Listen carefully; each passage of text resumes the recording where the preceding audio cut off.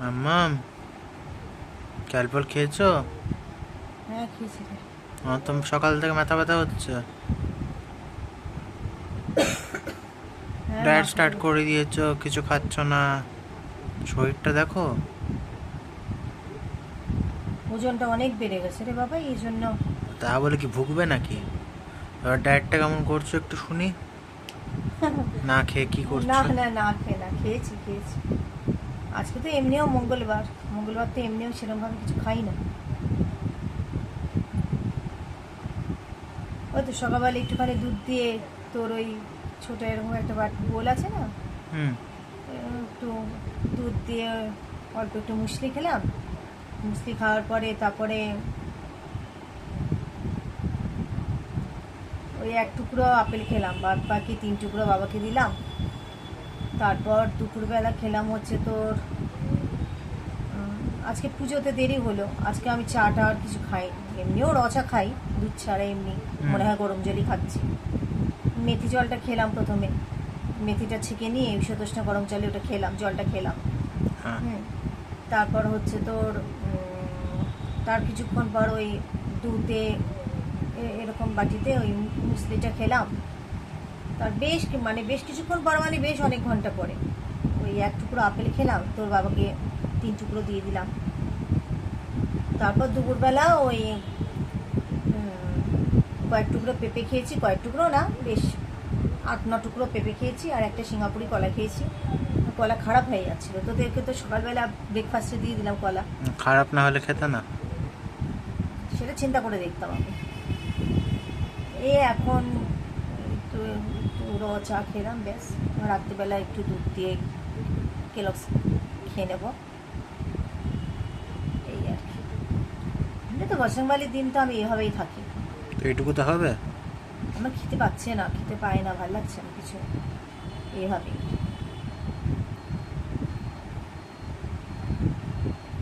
আর diet বলছিস, proper ডায়েটটা তো সেভাবে এখনই মানে আমি এভাবেই চলবো, প্রপার ডায়েটটা তো এখন সেভাবে শুরু করিনি, বা এবার তোকে করাবো সেই ডায়েটটা। যখন প্রচণ্ড পরিমাণে মোটা হয়ে গিয়েছিলাম, হুম।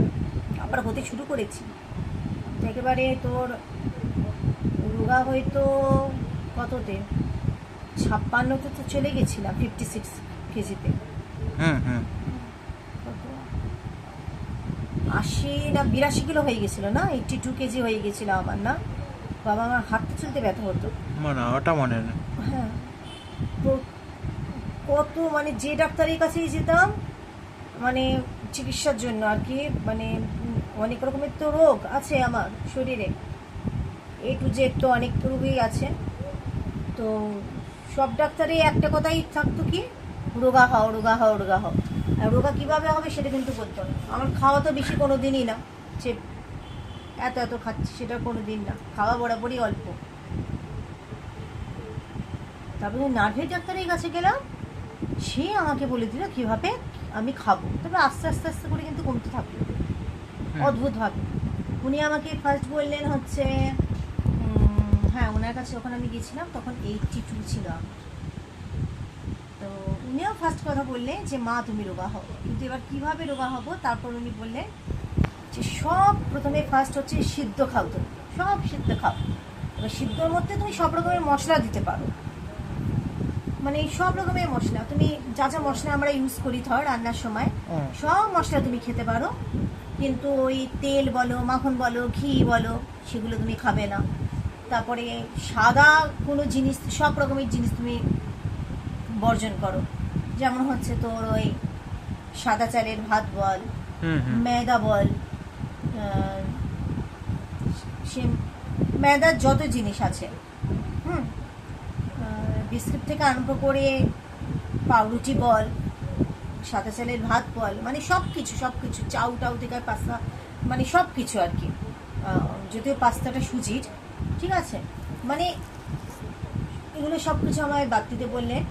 আর সবচেয়ে বেশি ফ্যাট বাড়ে কি বলতো, আমরা যে মিষ্টি খাই তার থেকেও বেশি ফ্যাট বাড়ে হচ্ছে কি, আমরা যে চায়ের মধ্যে চিনি খাই না। হুম। আমার আগে খুব ব্যাপারটা ছিল, আমি কোনো বন্ধুর বাড়িতে গেলেও না আগে বলতাম চা তো যেখানেই যাবি অফার করবে ফার্স্ট চা, বেশ ভালো করে দুধ দিয়ে, এটা তাকে বাড়িতেও খেতাম, বেশ একেবারে দুধ দিয়ে বেশি করে দুধ চিনি দিয়ে চা পাত্তি দিয়ে চা, খুব মানে আমার প্রিয় ছিল। সবচেয়ে বেশি হচ্ছে তোর ক্যালোরি বাড়ে, ভীষণভাবে মোটা হয় হচ্ছে চায়ের মধ্যে তুমি যদি চিনি খাও, এটা আমি দেখেছি। উনি আমাকে ফার্স্ট বললেন হচ্ছে চা যদি তুমি খাও না তাহলে কিন্তু চিনি বাদ দাও। প্রথম প্রথম এত কষ্ট হতো না, মানে আমি দুধ ছাড়লাম, মানে উনি বলেছিলেন তুমি দুধ নিতে পারো চায়ের মধ্যে, আমি দুধটাও ছাড়লাম, লিকার চা শুরু করলাম, খাওয়া যেত না। আস্তে আস্তে আস্তে আস্তে তারপরে আমি হ্যাপি মানে অভ্যস্ত হয়ে গেলাম সেটা। যেমন হচ্ছে মেথি যখন আমি খাওয়া শুরু করলাম, মনে হয় বাবাই কি তেতো। হ্যাঁ, যখন ওই মেথিটা আমি রাত্রেবেলা ভিজিয়ে রাখি, সকালবেলা আমরা ছেঁকে ওই মেথিটা প্রথমে চিবিয়ে খাই, তারপরে ওই জলটা ঈষদুষ্ণ হালকা গরম করে খেয়ে নিই। এখন কিন্তু আমাদের সয়ে গেছে, হ্যাঁ মেথিটা যে চিবিয়ে খাই এখন কোনো তেতে ফেতে লাগে না আমাদের না। তবে ডাক্তারবাবু আমায় এটা বলেছিলেন যে সপ্তাহে একটা দিন বিরিয়ানি খেতে পারো, নিজের পছন্দ মতো ওই একটা দিন বেছে নাও। আমি কিন্তু সেইটাও করতাম, তবে বাড়িতে যখন ক্রিম বিস্কুট আনা হতো তোর জন্য, সেটা আমি ডাক্তারবাবুকে বলতাম আমি কিন্তু ওই ভরতে গিয়ে করে মুখে ভরে দিই, বলতেন বেশ করেছেন মা, আপনি খাবেন, যদি মনে হয় তাহলে খেয়ে নেবেন। তারপরে আস্তে আস্তে নিজেকে কন্ট্রোল করলাম। কিন্তু ব্যাপারটি কি বলতো, যখন ওই সিদ্ধ খেতে খেতে, আর উনি বলেছিলেন কি বলতো প্রচণ্ড মানে কি বল শশাটা খেতে খুব বলেছিলেন, রুটি ভাত সব কিছু বাদ দিতে বললেন, বললেন ডাল সিদ্ধ খাবে, ডালের মধ্যে যত রকম পারবে সবজি ফেলে দেবে, এমনি সবজি সিদ্ধ খাবে যত পারবে, ফল খাবে, আর তার মধ্যে মশলা ইউজ করতে পারো, এমনিও সিদ্ধ খেতে পারো। তেল মাখন ঘিটা তো উনি নাই করে দিয়েছিলেন এটাই। আর ফার্স্ট ব্যাপারটা কি হলো বলতো, যখন আমি ওই 82 কিলো থেকে আমি যখন দেখলাম, আর ওয়েট করতে বলেছিলাম, ওয়েট মেশিন তো বাড়িতে আছেই, ফার্স্ট যখন আমি দেখলাম না, মানে আমার ওই 82 থেকে নেমে আমার 80 হলো, ওটা কি আনন্দ। তারপরে 79 হলো, একটু একটু একটু করে যখন কমতে থাকলো না, একটা আমার নেশার মতো হয়ে গেল যে আমাকে তো রোগা হতেই হবে। বেশ, তো আমি আস্তে আস্তে আস্তে করে মানে ওয়েটটা আমি ঝরাচ্ছি।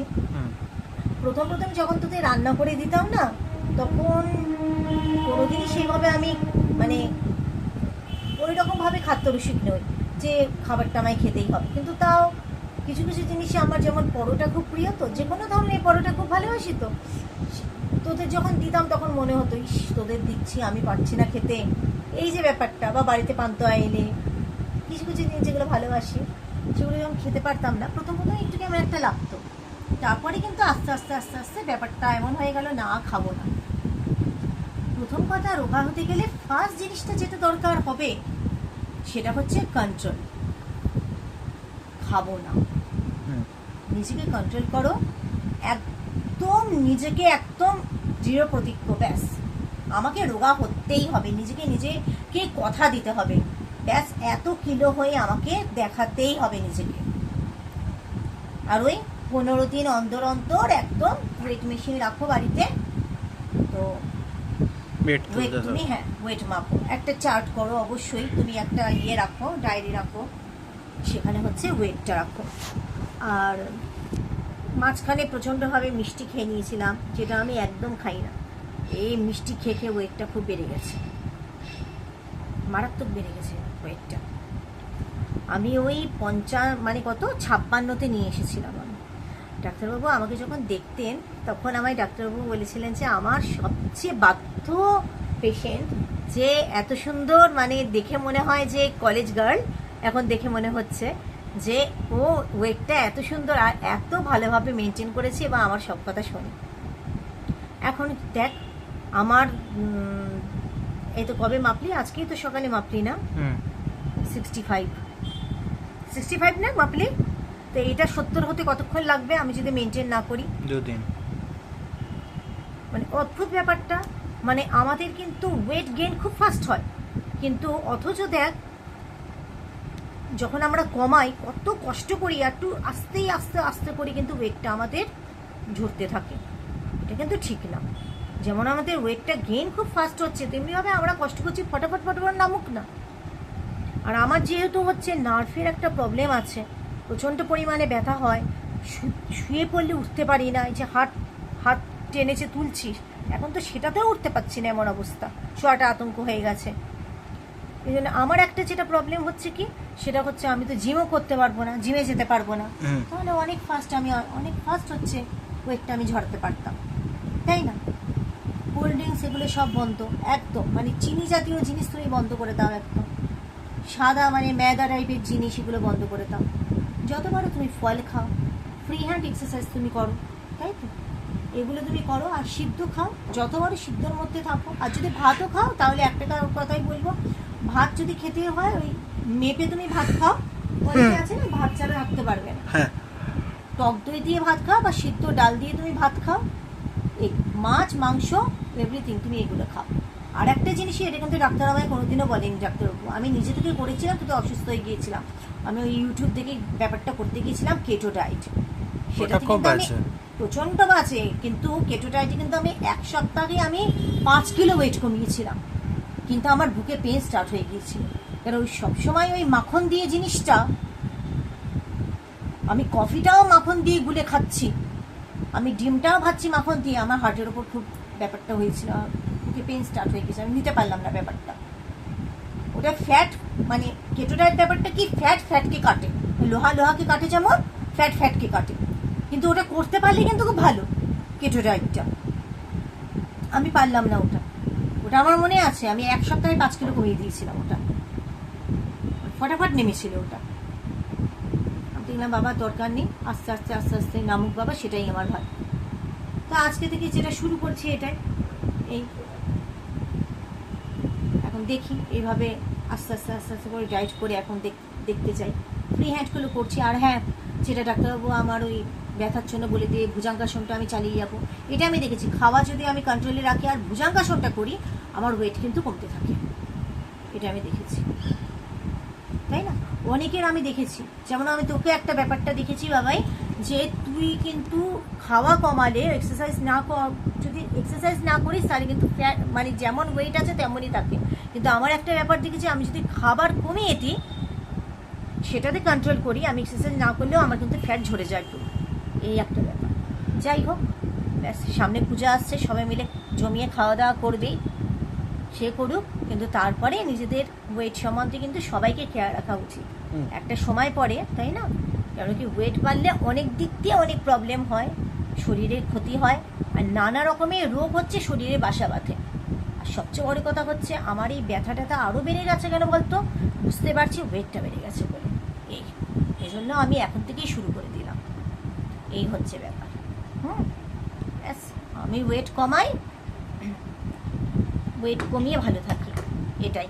আর কত কি বলতো, যা বয়স তার থেকে ওয়েট কমালে কিন্তু দেখতেও অনেক ছোট লাগে, এটা হচ্ছে আসল কথা, ঠিক আছে? ব্যাস, আর কিছু জানবি না তো, ঠিক আছে, চল।